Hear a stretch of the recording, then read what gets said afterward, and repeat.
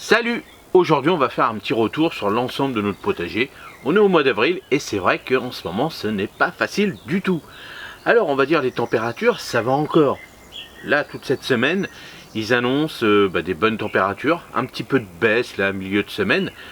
Mais attention, la semaine prochaine, il va faire plus beau. Alors pour l'instant c'est des estimations. Il va faire un peu plus de soleil, donc ça va sécher nos sols, ça c'est vrai. Mais les températures le matin vont être un peu fraîches. Alors faites attention, je vais vous faire des vidéos comment continuer à planter à l'extérieur, mais il vous faudra un petit voile d'hivernage. Les petits voiles d'hivernage, j'en ai ici, c'est ça. Vous voyez, moi j'ai toujours ça dans des petits sacs. Je garde ça comme ça, dans des petits sacs là, et puis hop, je mets ça en dessous, sous les tables, toujours prêt à intervenir. Ça c'est hyper important. Parce que, vous voyez, comme ça, hop, tout de suite, je les sors. Donc, ce que je fais quand je fais des plantations à l'extérieur, je mets mes petits sacs, puis hop, je regarde la météo, et puis hop, je mets mes petits voiles. Alors, s'il y a du vent, c'est vrai qu'en ce moment, il y a beaucoup de vent. Nous, en Normandie, il y a eu de la pluie au rameau, 40 jours de mauvais temps, jusqu'à la fin du mois, donc on le sait, donc on prévoit. Donc, s'il y a du vent, on met des plantes de chaque côté, tout ça. Le voile d'hivernage, même si vous avez des plantes un petit peu hautes, il suffit de le poser dessus, juste une nuit, c'est pas la peine de le laisser toute la journée, vous posez dessus juste pour protéger de ce petit coup de gelée qui pourrait arriver. Alors bien sûr, si ils annoncent du moins 10, attendez un peu, reculez bien sûr ces plantations, mais nous en Normandie c'est ce qui va se passer. Donc jeunes plantations, jeunes semis, voilà, hop, on mettra un petit voile d'hivernage. Donc pour les jeunes semis, s'ils ne sont pas encore sortis, hop, on met le voile d'hivernage dessus comme ça, et on fera ça jusqu'au sein de glace, jusqu'à mi-mai à peu près. Donc le voile d'hivernage, j'ai toujours dit, le voile d'hivernage c'est hyper important, c'est ce qu'il faut avoir si vous voulez protéger vos semences et autres, ce qu'il faut avoir pour nos potagers. Si vous voulez pas perdre de temps, alors il existe bien sûr après les producteurs qui vont vous vendre des petits plants déjà tout faits, mais si vous adorez faire vous-même vos plants, commencez à les préparer vous-même. Là c'est le moment, même dans vos maisons, vous voyez, ça, vous faites ça dans les petites alvéoles comme ça, vous faites ça aussi. Alors là je vais vous montrer un petit pot, vous voyez, c'est des petits pots, là c'est des petites boutures de vigne, ça c'est mes petits plants de tomates, vous voyez, j'ai déjà préparé tout ça, donc dans les petites alvéoles, tout ça. Là maintenant vous pouvez le faire vous, chez vous directement à la maison, il n'y a pas besoin d'avoir des grandes installations. Le seul petit souci, regardez si le matin il gèle chez vous, parce que avant de partir au boulot, ou si vous avez la chance encore de rester chez vous, vous pouvez les sortir dans la journée, comme ça ils profitent de la lumière. C'est ça le gros problème quand on fait ça à la maison.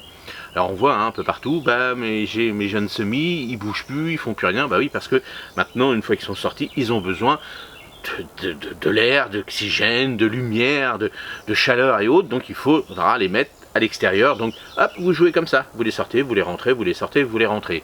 Alors pas de panique, vous n'êtes pas en retard, si vous n'avez pas encore commencé votre potager, allez dehors, regardez si vos planches, là même s'il fait plus ou moins mauvais, alors bien sûr s'ils sont inondés, vous attendez.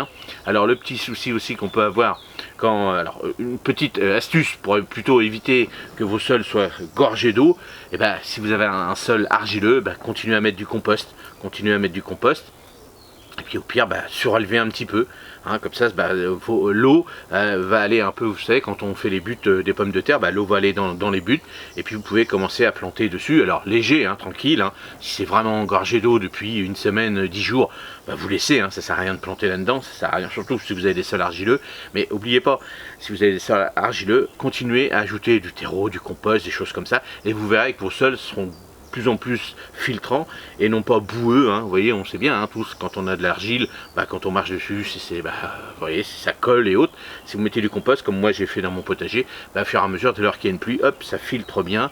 Et mon potager, moi je l'ai mis légèrement en pente, je suis la pente naturelle, donc ça c'est important aussi. Si vous avez des potagers, regardez s'il y a une pente naturelle, et vous la laissez, ça c'est hyper important, vous la laissez comme ça, hop, ça évacue le trop d'eau. Quand on a des années comme ça remplies d'eau, de l'eau il nous en faut, parce que ça se trouve là juillet août on va râler parce qu'on n'a plus d'eau. Donc voilà, on fait avec, on remplit nos cuves, investissez dans les cuves si vous l'avez pas encore fait, ça c'est important. Alors j'espère que je vous ai remonté le moral avec tout ça, mais voilà les points les plus importants. Donc préparez vos plantations si vous voulez, n'oubliez pas qu'il y a les petits producteurs qui pourront vous avancer les choses, vous n'êtes pas en retard de rien, si vous préparez vos plants de tomates, tout ça, si vous ne l'avez pas fait, les producteurs sont là, les salades, ça pousse tout seul, vous pouvez même en trouver partout. Les petits pois, tout ça, vous pouvez les faire en alvéole. Les haricots, on fera ça plus tard. Tout ce qui est base de choux, tout ce qui est base de semences de poireaux, on pourra faire plus tard. Là, je regarde un petit peu. Les pommes de terre, et ben, là, si vous avez un sol, hein, moi j'ai commencé déjà dans mon sol quand même qui est un peu plus argileux, mais beaucoup moins. Ben, j'ai déjà planté mes pommes de terre. Comme ils sont légèrement en butte, bon, bah, la flotte up, elle coule à côté, donc là, ça va. Là, je regarde, bon, l'oseille, l'épinard, hein, chaque fois j'avais dit dans la vidéo l'oseille, hein, parce que c'est vrai que ça ressemble, mais beaucoup plus gros.